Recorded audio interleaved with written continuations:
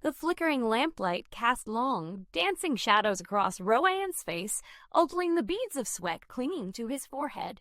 He wasn't scared of the dark. He was scared of her. He'd heard the whispers in the village, the hushed tones warning of the Churel of a vengeful female spirit, but these whispers spoke of a different terror. This Churel, they said, targeted men, not for their souls, but for their life force, leaving them withered husks. Ronan, a confident, even cocky young man, had scoffed at the tales. Until last week. His best friend Vijay, a man overflowing with vitality just days before, was found lifeless, his eyes vacant, his skin like parchment.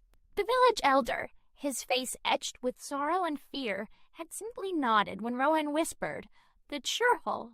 And now Rowan lay in his bed, the chill of the night seeping into his bones, a cold sweat clinging to him. He'd bolted his door, but the fear was a tangible thing, wrapping around him like a shroud.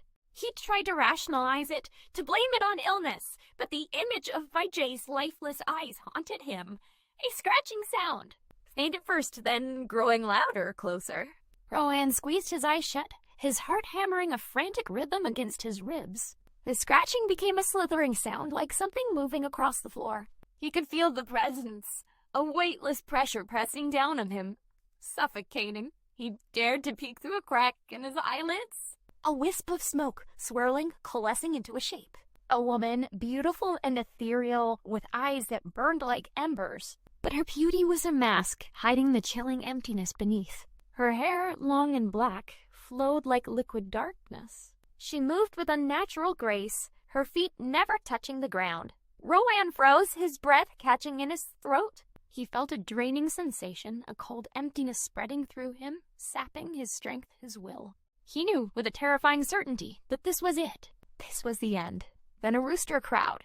A sharp, piercing sound that cut through the oppressive silence. The Churel recoiled, the form dissolving into wisps of smoke, vanishing as quickly as it appeared. Rowan collapsed, trembling, relieved, yet utterly shaken.